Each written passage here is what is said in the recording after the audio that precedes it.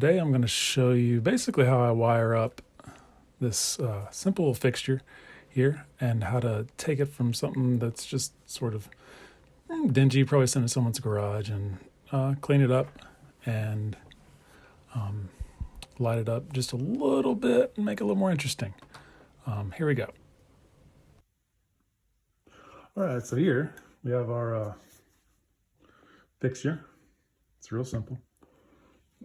Something I picked up at the flea market. Occasionally you find them. I think I paid $20 for this, but it's an old explosion-proof fixture for outside. Probably some sort of industrial building or whatnot. You can hear something rattling around in there.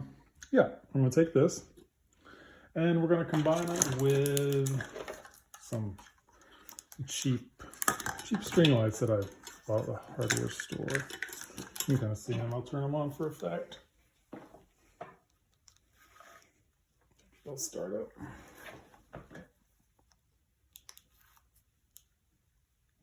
Yeah, there we go.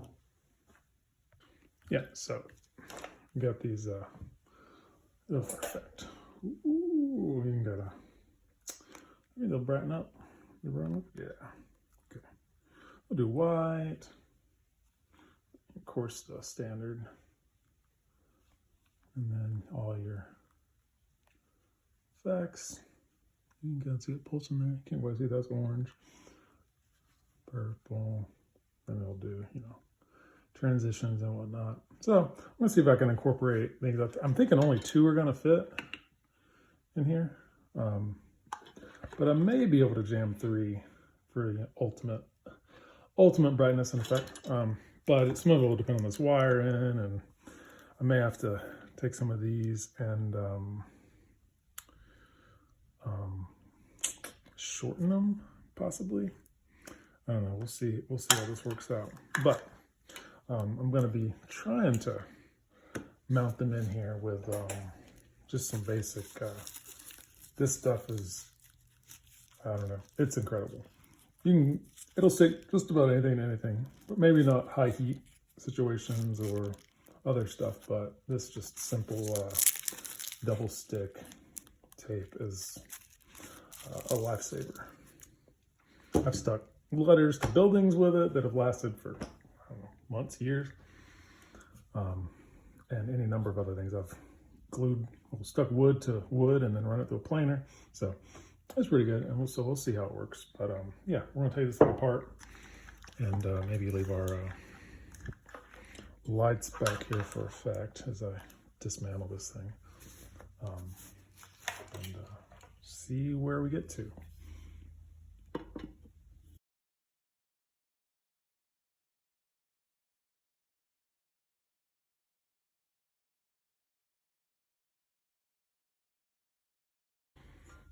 There. All right, let's see what we got. Well, that's pretty cool. You can see there's a weather seal that goes all the way around this thing, which makes it pretty bomb-proof outside, I'd like to say. It's a little dingy, but I'm gonna clean that up. All right.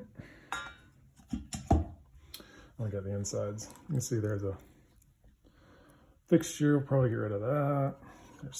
This is a mounting bracket for whatever. Probably went right here. And then it came out, paint chips came out the back and twisted onto whatever it was. Yep, but all that's gonna go away, and we're gonna clean it up and see about putting in some, something a little more effect.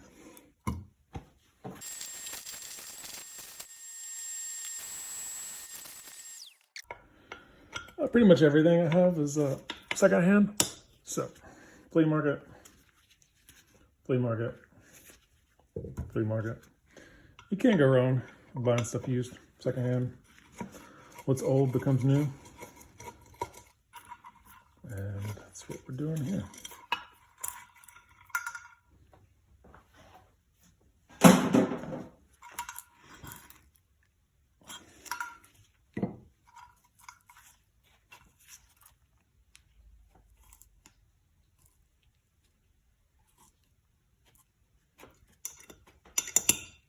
we go.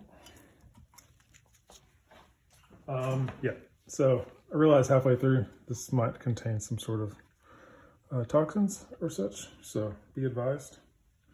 I realized that I may want to wear gloves so my skin doesn't come in contact with anything. And I'm just gonna scrub this out, use my vac. My vac's got a HEPA filter on it, so I'm not worried about that. But yeah, be wary of particulate when you mess with old stuff. Sometimes there's some noxious things. I guess this is galvanized. You can see it's, I don't know, it's starting to corrode a little bit. I guess however that's made, but yeah.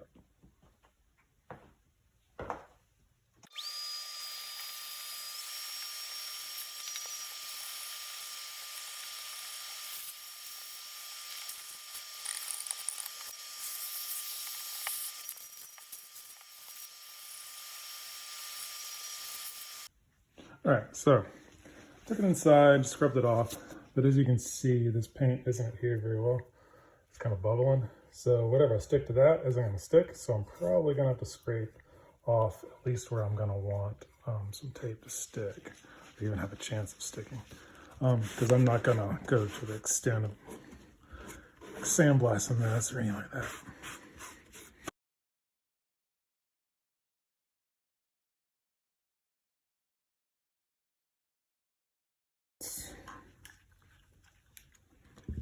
Yeah, that's pretty cool. It's going to look way better when I get all three in there. Yeah. Let's do some fun.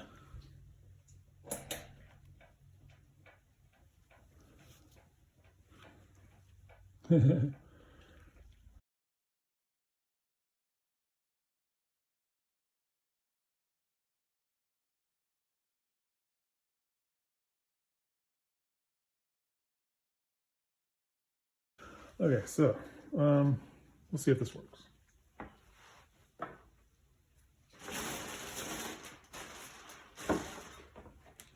So you scrape something back, you don't have spare razor blades lying around. They're used, they're junk anyway. So I'm gonna sit here and I'm gonna scrape. See how it scrapes through that finish real easily.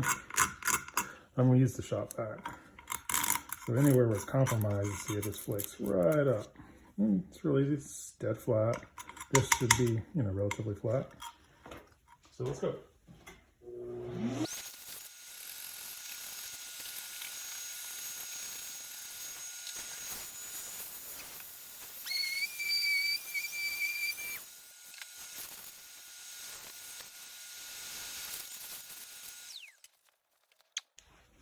So, yeah, should be pretty clean. Dust, but yeah, it's got a pretty clean surface. I'm going to do a test and see how well this tape sticks to it real quick. What I usually do on this stuff is keep it like this in the package because stuff will want to stick to the surface and it'll kind of slowly ruin your tape if you don't keep it sealed up. So what I'm going to do is cut me a little slice. I got that little piece. And then just, you don't want to touch any of the surface because it will diminish its strength, but we see how it sticks. So push that in there.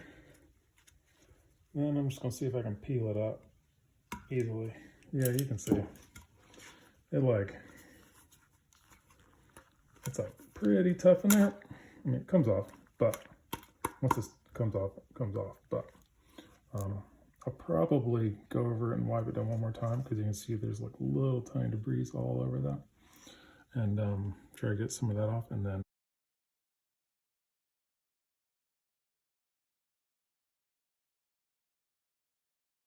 all right, let's give it another test.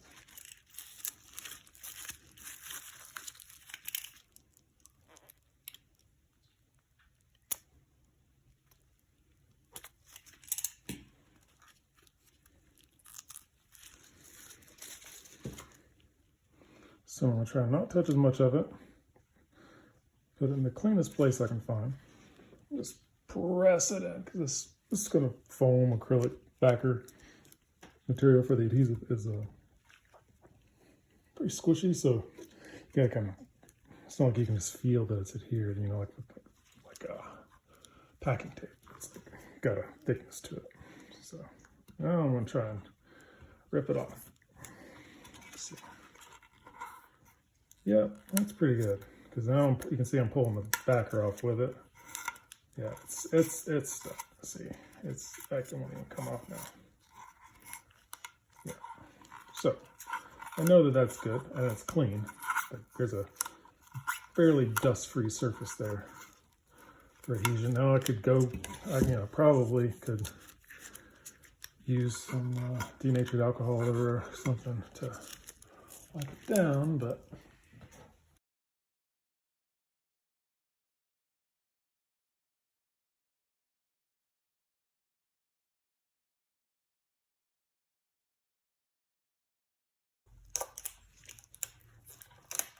all right.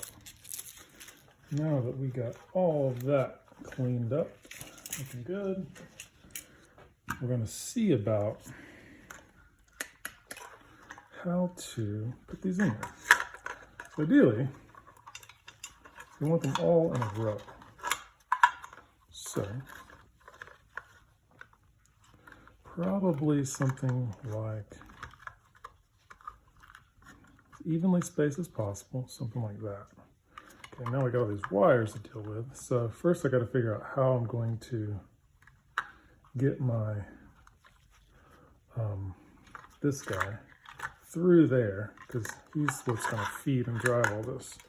So looks like he may can fit pretty much nowhere. So it's going to get interesting. Let's pull this. So it's a little bit bigger than a 1/2 inch, but we're going to see if we can make it kind of fudge it. So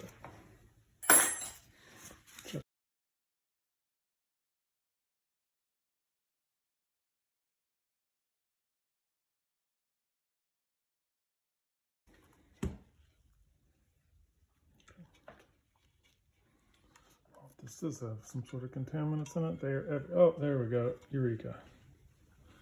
All right. All right, so it's just there. Now we've got all that business taken care of. We can get to the fun part. So I'll string this through here.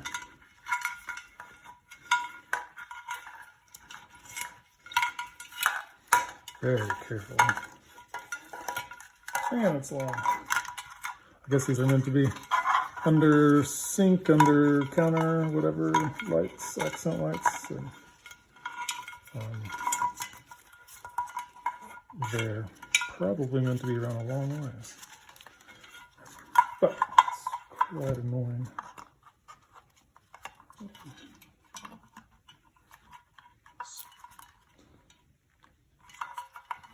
Okay. I'm going to plug them back in just to make sure I didn't damage anything. Nope. All right, there we go. Looking good. So, the idea usually with wiring something up like this is you want your cord to kind of zigzag so it doesn't conflict. Because if I do it all like this, I'm going to have to take the cord and like jam it in between them, or like put it off to the side. And then this is going to keep my spacing from being correct, because they're both going to want to butt up to each other, and they're going to be fighting for space. So I can do that right there. Since this is the one that's the most restrained, we want to attach this one first. So I think what I want to do, I want to cut a strip of tape that just runs this whole length, and we can peel the backer back as we go. So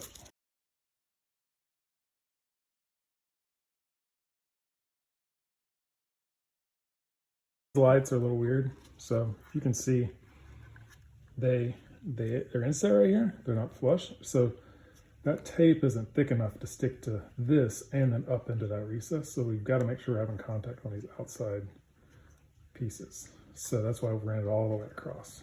And we're gonna have to make sure we get them pretty tight in here. So this one is gonna be the most difficult. I'm gonna go center it visually and go as far to the right as I possibly can to get it as best space as possible.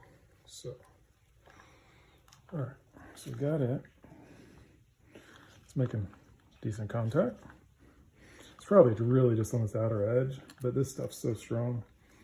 It's not, you could put more, you could run 3 strips or whatever, but I don't think I'm gonna need that much for a desk lamp. Okay. All right, I'm going to peel this one. No. I'm gonna cut this, I'm gonna trim it.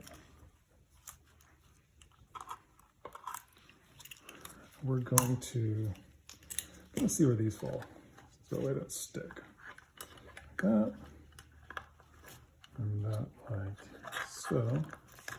So it looks like they're gonna need to be, well, pretty much touching based on that spacing. Does that look? Probably hard to tell on the phone camera, but yeah, I think that's the right spacing. And that's easy. I mean, that's easy.